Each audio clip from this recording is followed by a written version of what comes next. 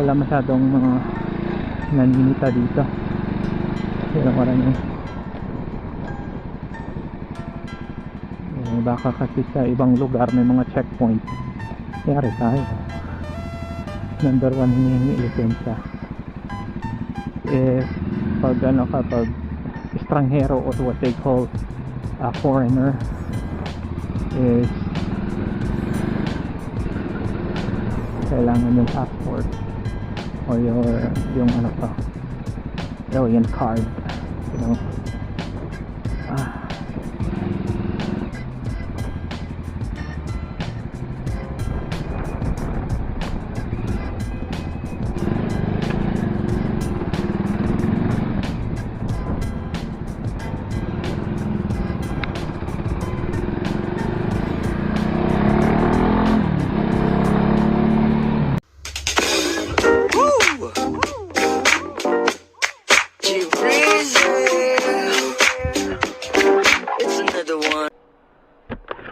Okay, let's go. Vamos.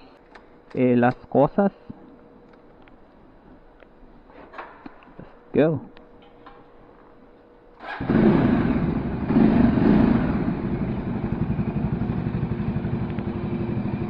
Saan tayo guys?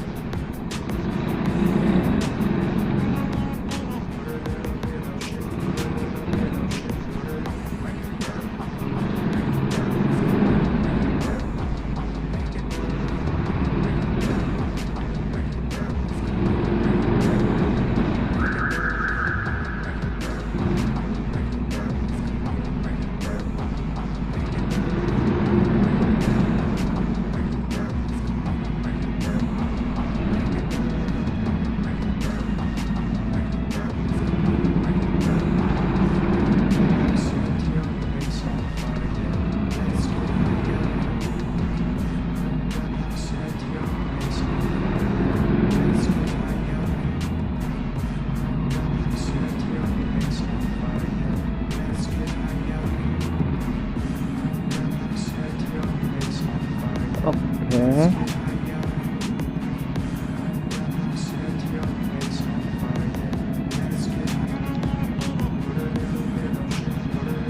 Grabe, init ang hangin sa taas.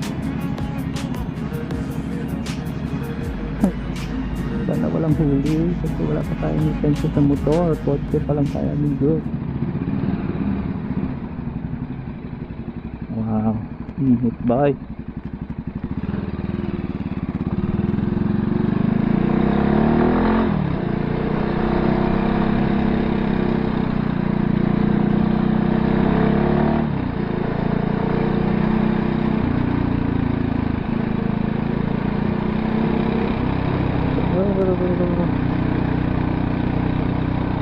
Teka lang, walang pasok ngayon ang ating mga Junati dahil the Holy Week, Semana Santa.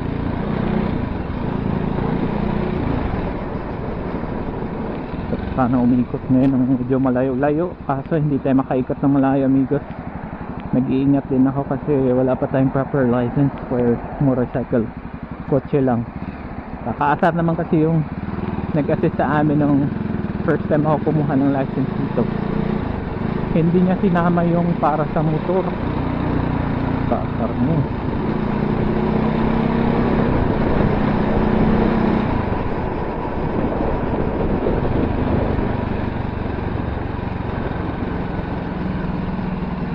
Kaasar talaga, kaasar.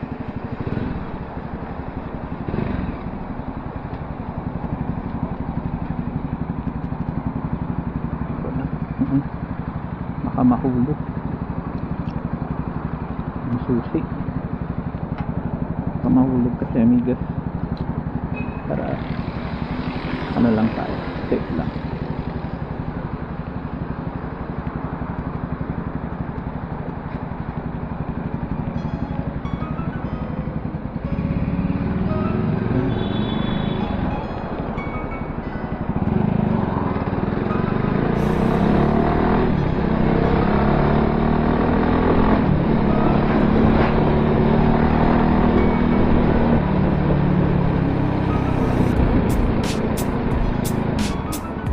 Ay, traffic. Tanghaling tapat, traffic.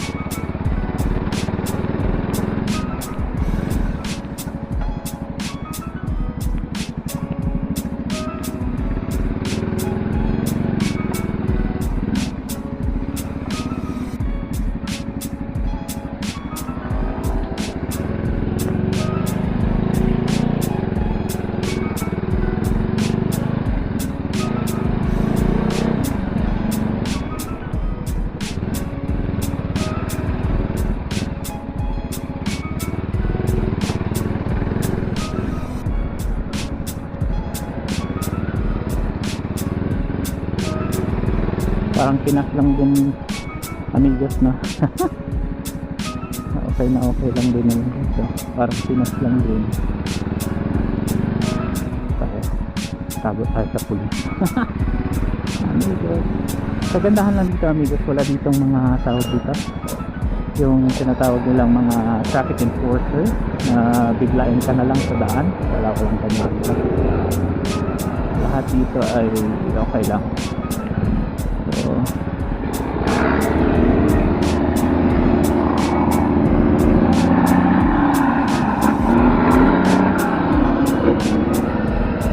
dito wala masyadong huli sa daan, pero meron silang sometimes meron silang mga checkpoint, spot checkpoint, pero madalas hindi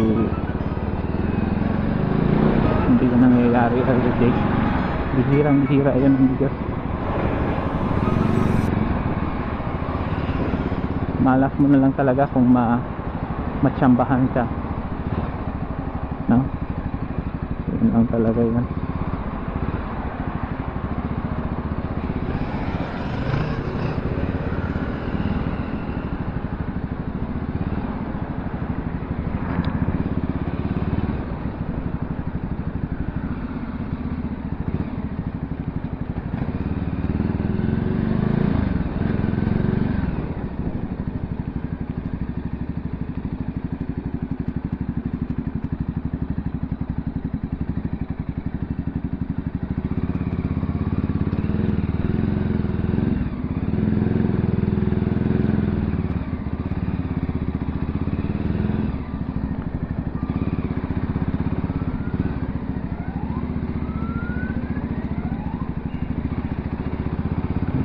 Natin makapag-park nito.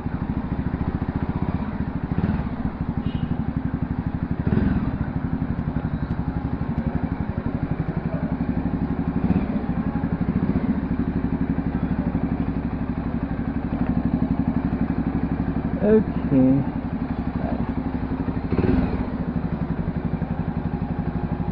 Oh, ganda din yung motor na. TRK.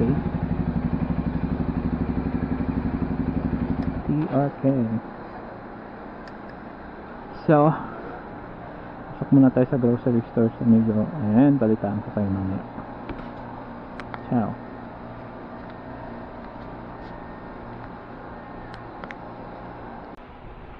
Hola amigos, so tapos na tayo grocery. Pangki lang naman para ngayon lang, pang lunch lang. So we're going now, we're going. Ang init, ang haling tapat. My goodness. Ay. Okay. Let's go. Ayan. Tayo'y lakad na. So yan ang dahil wala tayong distance, hindi tayo makalayo. As much as I wanted to go a little far from the city, go to beaches or somewhere, at hindi natin magawa yan kasi wala tayong lisensya. Delikado. At least dito kabisado natin dito na wala masyadong mga naninita dito. Pero maraming baka kasi sa ibang lugar may mga checkpoint. Kaya tayo number 1 hinihingi lisensya pag pag estranghero, or what they call a foreigner is kailangan yung passport or yung ano pa, alien card, you know.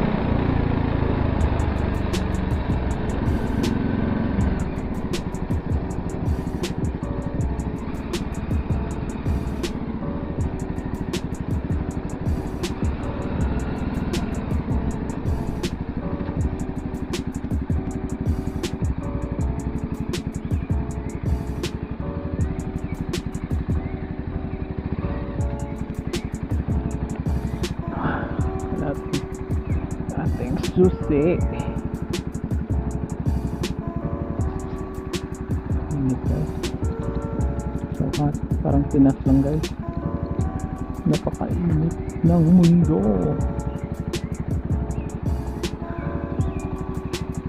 Muy caliente el mundo.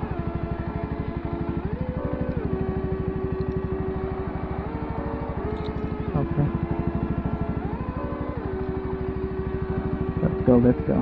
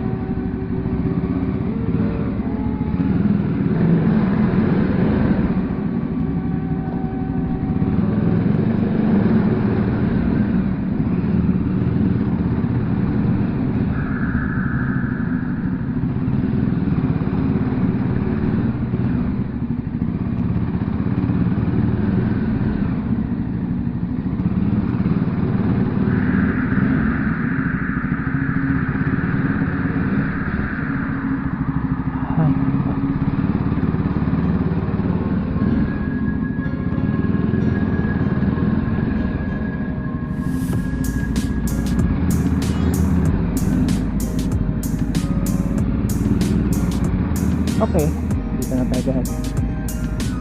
Okay. Okay. Awesome.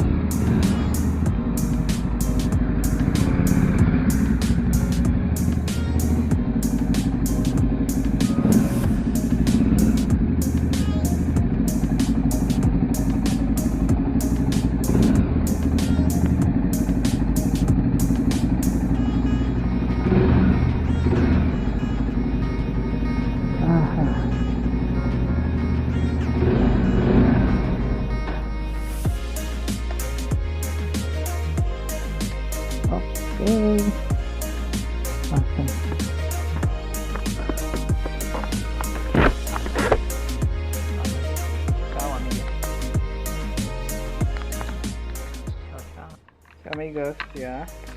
Ito yung nabili natin. This is $1.58. 3 liters, 3.2 liters. And kumakaano yan. And then itong dalawa. Dad, couldn't you just take the bags from over there? So yan yung binili ko lang na nasa ano ba yan? $5.58. Medyo mahal, pero pag mga rare things na bibilhin mo otro cosas, it's much barato, mucho barato. Pero this one is medyo mahal na yan. Isipin mo kung sa Pinas nasa almost 300 pesos yan palang nabili mo. Pero fixed rate basis pag most of the time na maraming oferta or deskwento or rebaha na mga sinasabi na that is actually discount and sale. So kaya yun ang binabantayan namin dito para makabili kami ng marami dahil mas mura. There's a lot of deskwento. So ciao amigos. Ngayon guys, gumawa ko ng pinsit canton. Kasi itong ano na to, noodles talaga to, may sabaw dapat, pero tinawan ko na lang ng kinuha ko yung ano niya, yung powder niya, nilagyan ko ng toyo at nilagyan ko ng oyster sauce, and then mix na natin. So yan na. Mix. Kasi as you know amigos, dito sa Panama walang pancit canton. So improvise pancit canton. So yan lang, lansa tayo. Ciao amigos, bye bye.